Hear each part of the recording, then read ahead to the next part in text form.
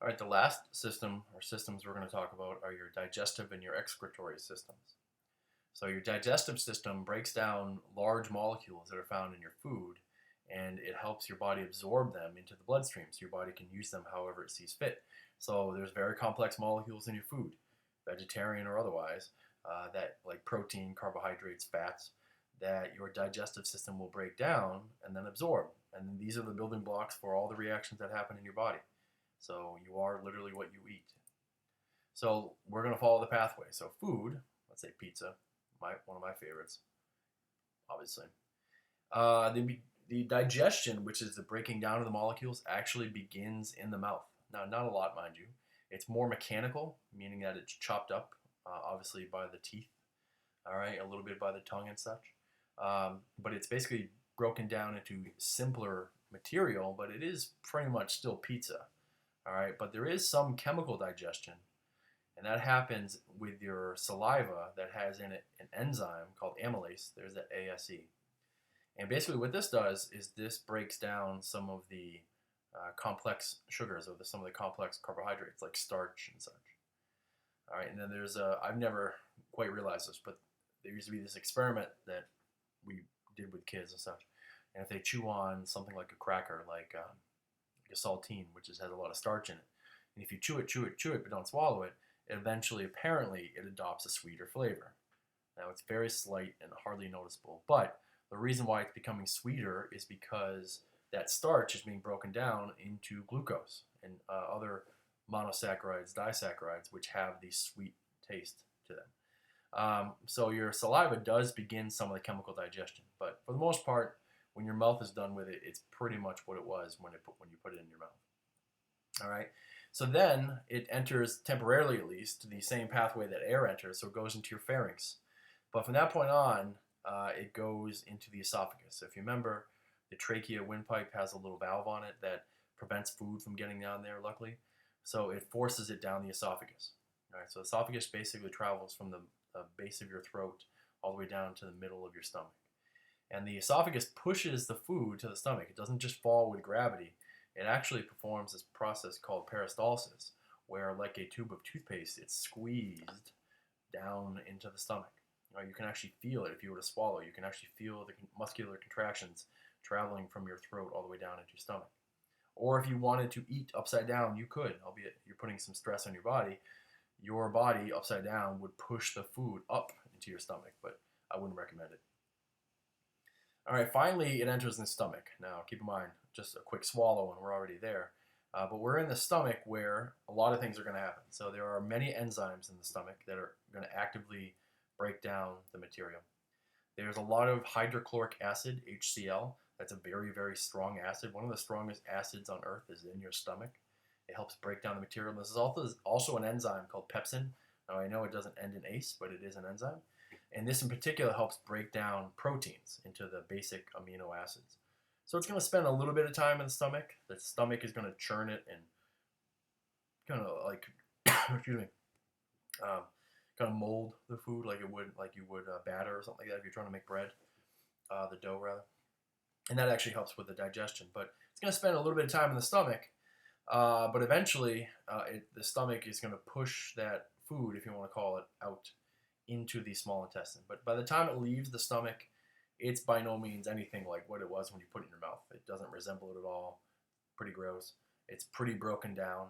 But it does enter the small intestine where we call it chyme. All right, it's basically food that the molecules have been broken down into their simplest molecules, their monomers, if you will. So it enters the small intestine. Now, nearby is the liver, and there are enzymes from the liver and the pancreas that are going to help digest the food just a little bit further. All right. The pancreas also helps neutralize the acid. So when that chyme leaves the stomach, it's very, very acidic, and it still has a long way to go through your small and large intestine. And if it were that acidic, it would actually burn your small intestine, large intestine. So the pancreas actually neutralizes the acids. Maybe want to guess what kind of material it secretes that would neutralize acid, and that material will be a base of sorts. All right. The liver also produces bile. It's particularly your gallbladder that produces bile. It's a salty fluid which helps kind of separate the fats. And albeit I know we try to lose weight and such, but your body loves fat.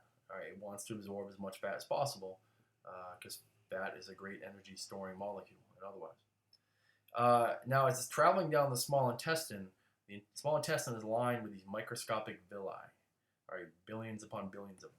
They're like these little itty bitty tongues. And they themselves have within them capillaries. And kind of like what we saw in the lungs, exchanging with the blood, similar things happen here. So the chyme, as it's rich in nutrients still, it swaps nutrients that it like sugars, proteins, and such with waste, things that the blood's trying to get rid of, old red blood cells, for instance. Or look at it a little closer. So this would be a kind of a, you can see the many villi here, okay? But again, absorbing nutrients from the chyme and exchanging with it waste. And then look at it even more up close. Here's your circulatory and lymphatic systems, all right? Absorbing nutrients from the chyme and likewise providing or swapping it for waste. So as it's traveling the length of the small intestine, it's losing its nutrient levels and it's gaining waste. So eventually it's going to, and by the way, before I forget, most of the absorption of nutrients takes place in the small intestine.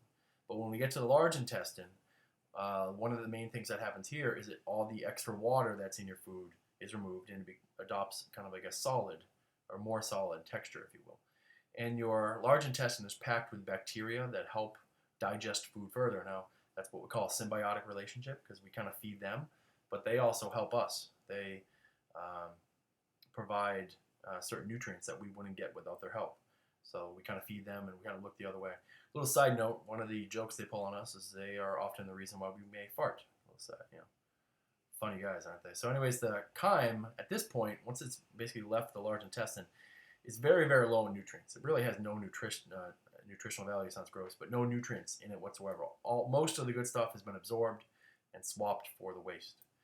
What it's going to be passed to a pocket, a muscular pocket at the base of your bottom.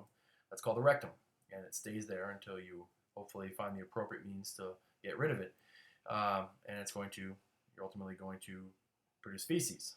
All right, so feces is the remnants of your food, gaining as a lot of the waste that your body's trying to get rid of, and likewise losing all of its nutrients.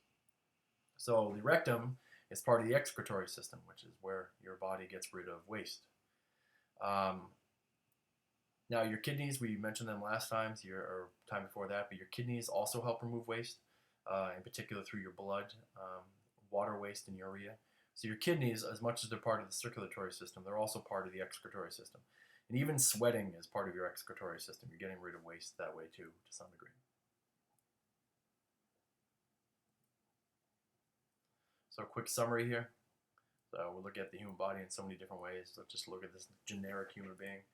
So we're going to look at two things, digestion and nutrient levels. So when you put food in your mouth, chew, you are digesting it, but only a little bit. And you're not absorbing any nutrients in the mouth.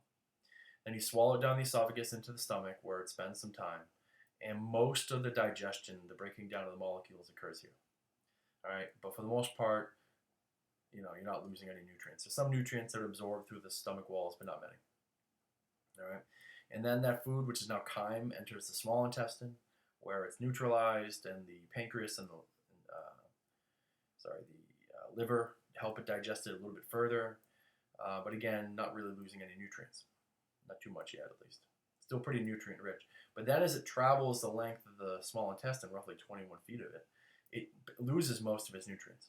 All right, still a little bit, but and then it travels the length of the large intestine, which is only like 3.5, 4 feet. But in that final stretch, the remaining digestion takes place, and the remaining nutrients are absorbed into the body, and now it is basically free from nutrients as far as we're concerned, where your body ultimately just gets rid of it through the excretory system.